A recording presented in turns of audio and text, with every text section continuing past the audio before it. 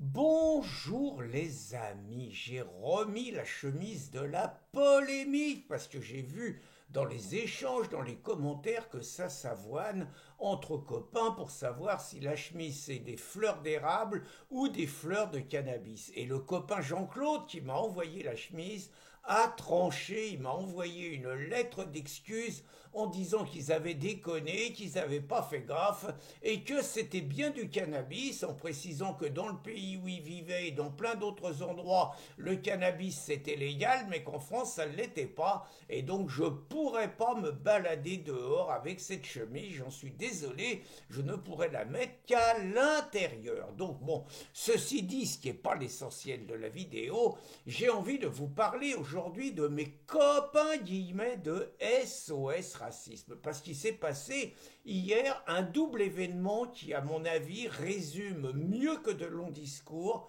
ceux qui sont du côté de la France et ceux qui sont du côté de l'Algérie contre la France. Alors, première chose, c'est que Boualem Sansal, qui est en prison depuis de longs mois, bientôt un an, a réussi à faire sortir une lettre de prison qu'il a envoyée à un opposant du régime algérien, une lettre où il explique d'abord que son corps le trahit. Bon, on comprend entre les lignes qu'il craint de mourir en prison.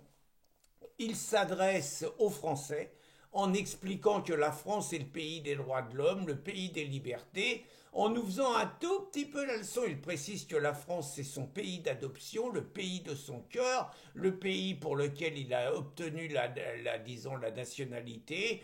Et donc, entre les lignes, là encore, il dit que le combat pour les droits de l'homme, ça s'arrête pas aux portes de la Méditerranée. Une façon élégante, parce que cet homme est toujours élégant, de dire aux dirigeants français qu'ils l'ont légèrement abandonné face au dictateur algérien.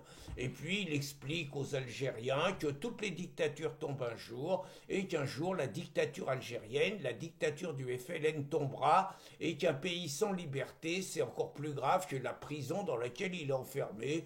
Du Boualem, malgré un homme affaibli, qui demeure cet homme de liberté, cet homme d'esprit qu'il a toujours été. Et c'est ce jour-là que SOS Racisme, présidé par Dominique Sopo, décide de déposer plainte contre Noël Lenoir, présidente du comité de soutien de Boualem Sansal. Un comité de soutien dans lequel SOS Racisme et l'ensemble de la gauche ne brillent pas excessivement par leur présence.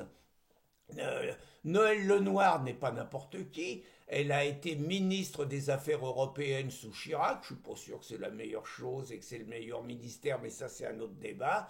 Et d'autre part, c'est une femme qui a été 9 ans au Conseil constitutionnel, qui est une juriste confirmée, reconnue mondialement, et qui a protesté notamment contre récemment les dernières mesures prises par le Conseil constitutionnel qui se permet de censurer toute politique gouvernementale qui entend restreindre les conditions d'immigration en France, pour résumer. Hein. Et donc, Noël Lenoir a osé dire, par rapport aux Algériens, en faisant la différence entre les OQTF algériens et la majorité des Algériens qui vivent paisiblement en France, ça c'est ce qu'elle dit, mais bon, elle a le droit de le dire. Donc, elle a expliqué que les OQTF que l'Algérie refusait de prendre étaient des dangers pour la France, qu'ils avaient souvent des couteaux et qu'à tout moment ils pouvaient donner un coup de couteau. Elle a fait une connerie, elle a dit des millions au lieu de des milliers. Bon, c'est pas grave. Et comme c'était sur CNews en plus, SOS Racisme a sauté sur l'occasion pour lui faire un procès. Alors ça me permet de vous parler des SOS Racisme parce que c'est quand même un machin qui existe depuis plus de 40 ans. C'est une officine du Parti Socialiste, c'est un machin qui n'a jamais eu de militants, d'adhérents, mais qui a toujours eu des subventions et qui a été créé par Mitterrand pour justifier quelque part le tournant de la rigueur dans les années 83-84 et inventer un risque raciste, un risque fasciste en France pour justement faire oublier les trahisons économiques et la montée du chômage, en gros. Hein. Et donc, SOS Raciste, tout le monde se rappelle, c'est Harlem Désir, c'est créé par Julien Drey, donc avec l'appui de BHL, avec l'appui d'une partie de la diaspora juive de gauche aussi. Et puis, bah, SOS Racisme, moi je les fréquente depuis un moment. Alors je les ai fréquentés à un moment où il y avait Malek Bouti qui était à la tête des SOS Racisme, et Malek Bouti essayait un discours républicain, vous voyez, la LDH aussi à une époque, et notamment sur la campagne contre les signes religieux à l'école, donc contre le voile. J'ai travaillé un petit peu avec SOS Racisme, je les ai vus, leurs faiblesses, ils ne pouvaient pas prendre une décision sans appeler Julien Drey, ça j'en ai été témoin, mais par ailleurs, il y avait un potentiel militant, et il faut reconnaître que contre le communautarisme sous Malek Bouti, il y avait, on va dire, une évolution intéressante des SOS racistes. Ça ne veut pas dire que ça excusait tout le reste, mais c'est une donnée. Et puis dès que Sopo est arrivé, alors là, ça a été le changement complet. Sopo, j'ai fait 2-3 meetings avec lui à la même tribune, et j'ai fait un débat. Alors c'était l'époque de l'apéro saucisson pinard dont il avait demandé l'interdiction, n'oublions jamais ça. Et bon, Sopo évidemment, alors qu'avant on pouvait saluer Sopo, bon là, aucune possibilité de se dire bonjour, un regard haineux. Et le seul argument, je sais pas, j'ai pas compté, mais il parlait que de raciste extrême droite, raciste extrême droite, raciste extrême droite. C'est-à-dire, c'est un mec avec qui il est impossible de causer, c'est un commissaire politique haineux, beaucoup de haine dans le regard de Sopo. Donc moi, SOS Racisme, je les fréquente parce que je leur dois une dizaine de procès depuis 2010-2012, mais surtout SOS Racisme, ce qu'il faut comprendre, c'est que c'est une machine de guerre des mondialistes, une machine de guerre des immigrationnistes contre les Français.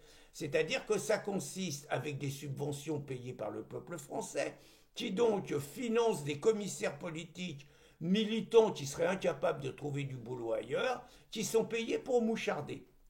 Payer pour moucharder, ça veut dire que l'objectif, c'est naturellement une immigration africaine nouvelle qui change complètement le contenu du peuple français et qui change complètement l'homogénéité du peuple, et c'est l'islamisation de la France, puisque cette nouvelle population africaine est majoritairement musulmane.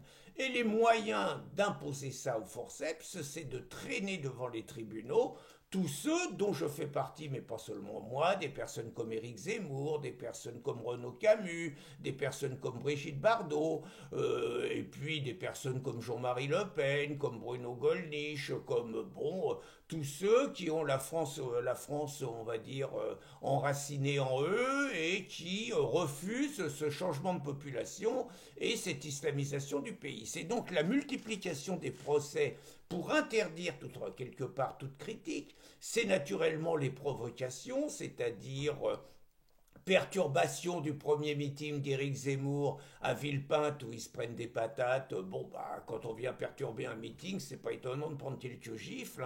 Donc, perturbation, campagne régulière avant les présidentielles contre le Rassemblement national, financée évidemment par nos impôts publics, et puis surtout, propos ouvertement racistes de Dominique Sopo contre Jean Messia, qu'il compare quand même à un chameau, quoi, qu'il animalise. Jean Messia a déposé plainte contre ses propos racistes. C'est surtout la négation du racisme anti-blanc. Nier le racisme anti-blanc, c'est faire preuve de racisme. C'est un mélange de négationnisme et de racisme, avec l'alibi que seuls les opprimés, seuls les exploités, seuls les racisés peuvent être victimes du racisme et que seuls les blancs peuvent être racistes, qui est ouvertement un argument raciste. Le plus terrible, c'est que dans ce contexte donc où Sopo et les siens choisissent ouvertement l'Algérie contre la France et contre Boualem Sansal, il se trouve qu'Aurore Berger, ministre du gouvernement Macron, sur une directive européenne, entend utiliser SOS Racisme comme la Ligue des droits de l'homme, comme le CRIF, comme la LICRA, comme des associations féministes dégénérées, comme des associations homosexualistes, comme des associations transsexualistes et tout, 12 associations dont SOS Racisme, qui normalement, à la rentrée, doivent être gavées de subventions supplémentaires pour quelque part jouer le rôle de flic des réseaux sociaux et dénoncer et balancer à l'ARCOM, autre référence en termes de démocratie et de liberté d'expression, donc pour balancer à l'Arcom tous les dissidents, tous les malpensants qui pourraient sur les réseaux sociaux donc parler de manière jugée politiquement incorrecte. Voilà donc SOS Racisme. Il est évident que une des premières choses que devra faire un gouvernement patriote quand il arrivera au pouvoir sera premièrement de couper les fonds d'SOS Racisme, deuxièmement de dissoudre cette association et troisièmement de traîner devant les tribunaux tous les dirigeants de SOS Racisme qui ont participé à la destruction de la France. Bonne journée les amis!